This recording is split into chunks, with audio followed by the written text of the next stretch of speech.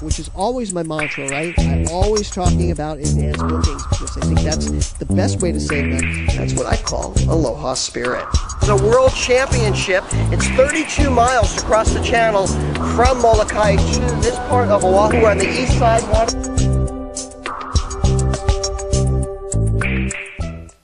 Aloha and welcome once again to another episode of the Hawaii Vacation Connection.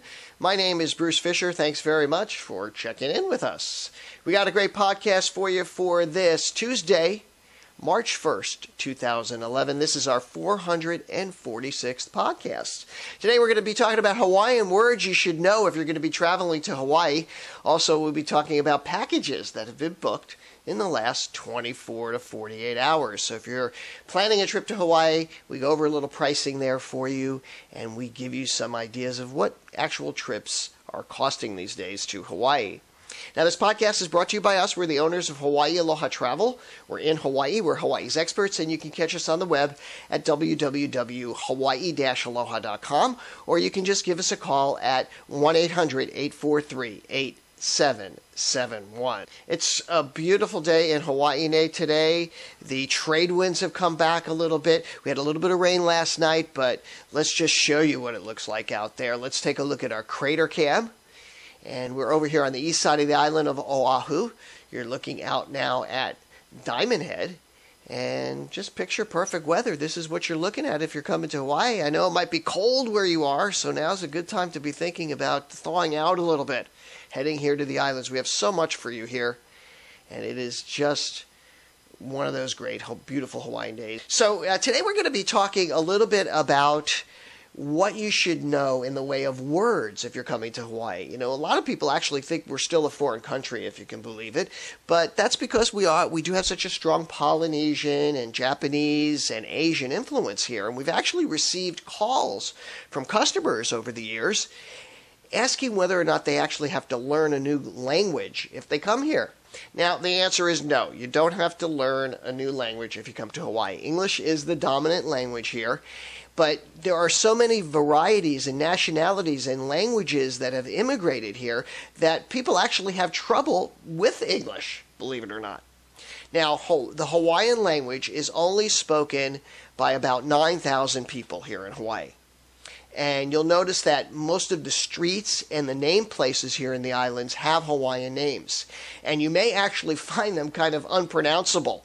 And one of them is like the main road that comes into where we are out here. It's called Kalanianiole Highway. That's kind of a tough one. It took me a long time to learn that one. And for example, up on the North Shore, there's a place called Ka'awa, which is spelled K-A-A-A-W-A. And that's up on the North Shore. And people, when they first came here, the immigrants communicated with each other with a language called Pidgin, which is very pervasive here. And we've done our Pidgin talk shows, but you'll hear Pidgin a lot when you're here, and you'll actually get used to it, and you'll probably grow to love it as well. Now, just to give you a little bit of a historical perspective on the Hawaiian language, James Cook and his crew recorded the first Hawaiian language for the first time in Kauai in 1778. And right away when they heard the Hawaiian speaking, they thought it sounded like Tahitian or Maori. And in order to communicate with the Hawaiians, they started to use a lot of Tahitian gestures and words. And at that time, and when you look at the history, they described the language, the Hawaiian language, as very primitive, very childlike. They even called the language very effeminate because they heard reduplication of words like wiki wiki or lele. You know, they thought that sounded like baby talk to them, to the explorers when they first came here.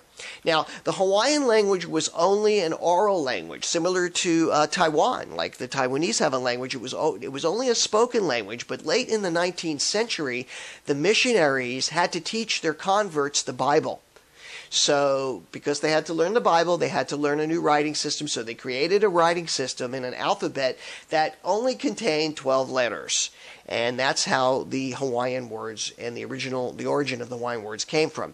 And the Hawaiian language then became the language of the government And it remained the most commonly used language here in the islands and in daily life for many, many years, and for numerous ethnic groups who arrived here and worked in the plantations as well. Now, later on, they expanded the alphabet, and they added two very unique characteristics to the alphabet. And these are things that the missionaries themselves kind of forgot about or didn't include because of the way the sounds of the words were. The first was the Okina. For example, in the word, the way to explain this is if you know the word uh-oh, like if I go uh-oh, that little pause in there, that's the Okina, and that's the same thing. That indicates a stop.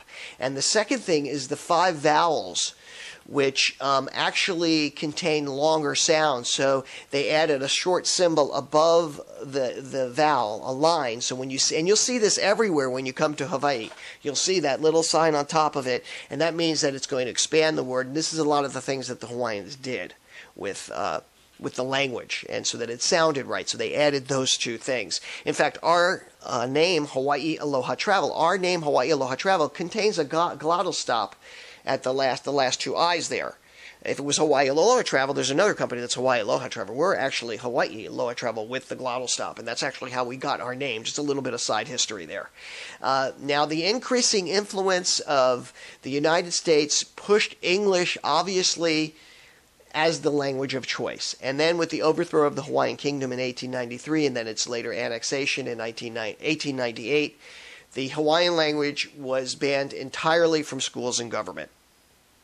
And so imagine this, 500,000 Hawaiians spoke the language when Captain Cook arrived, and today there are only 1,000 native speakers left. You know, that's reason for pause. And most of the people that do speak it are living on isolated islands like Niihau. And there's another 8,000 that can speak and understand Hawaiian and use it among themselves. So even if you were to learn the Hawaiian language, you're probably going to have a hard time finding somebody to actually speak it with, as horrible as that is. It's true. And so you really don't have to worry about that. But with all of that being said, there are commonplace words. There are certain words that people here in Hawaii have adopted, which are part of the Hawaiian language. Now, I'm not talking pidgin words today. We've talked pidgin before. Some of them are kind of pidgin, I guess, maybe on my list, but you may have some that you want to add to our list, and please let me know if you do. But we're going to go through some that you're going to hear here that you might want to remember and think about or write down before you get here. I'll put the list up on our podcast page, so all of you will have the opportunity to see these words, okay? The first one is, well, and I started with the ones I use a lot, and one is POW. I like to say POW a lot. POW means all done, finished. So I'm POW with work. I'm POW with that assignment. I'm POW reading the book. That's a common thing you'll hear. Another one is manini. Manini means small. You know, oh, that's just a manini thing. Don't worry about it. It's just a small thing. You know, it's manini. No need to worry, okay? Another one I use is Pooka. You know, that Pooka. It's a hole. A Pooka is a hole. And now there's another one I use, and I sometimes I think I use this word wrong, and maybe somebody who knows Hawaiian real good can correct me. But it's not my kuleana. I say a lot when it's not my. It means not my responsibility, but I sometimes use it. It's not my specialty. Like I'll say, it's not my kuleana. And I think it's supposed to mean responsibility, but I misuse that word, I guess. But I think others have too. You know, other people use kuleana that way. I don't know how you guys use kuleana. We have a couple of folks in our live stream. By the way, if you are catching the podcast or you want to catch this live, we do it every Tuesday and Friday at 1 p.m. And just come to our website and come in and chit-chat with us. So the other one is Mauka. Mauka and Makai are used a lot in reference to directions here in the islands. So if you're going to be going towards the mountain, you would say Mauka, towards the mountains. And if you're going to be going towards the ocean, you would say Makai, towards the ocean. And the way I remember it is Mauka is spelled M-A-U, like mountain. I don't know, I just think of mountain, Mauka. And Makai I know is the other one, and that's ocean. Another one, of course, that you hear, the two most common ones, and everybody knows these two, I'm sure, is aloha and mahalo. Aloha is a greeting. Mahalo is a way to say thank you. Ono, you'll hear here. Ono. Everybody's heard ono. and that means good. And yes, I am being corrected in here. Kalani says the traditional meaning is kuleana, meaning responsibility. Cow is to eat. Cow is to eat. So if you want to go cow, you go eat. And that's another one of those duplication type words like like or wiki. So you know those kinds of words. Lolo, you might say, hey, you're Lolo, bro. That means you're crazy. Sometimes people use mahalo nui, or and mahalo nui meaning thank you big or thank you a lot. Like, you know, it's a really big thank you is mahalo nui. Another one, kapakahi. Kapakahi is like, you know, it's upside down. It's all messed up. Another one that I didn't know about, I guess a lot of people use here, is pilau. That's pilau. Oh, that's rotten. It's rotten. Another one is dakine. Dakine can mean like anything. And, you know, dakine is like... it can mean anything. If you can't think of the right word, you just say decline. It can just probably mean any word you can think of. Another one that you hear a lot here and can be taken two ways is the word haole. The word haole means foreigner, but it is used derogatorily sometimes for people who are not from Hawaii. So if you're interested in more words, we also have another blog post that's up on our website.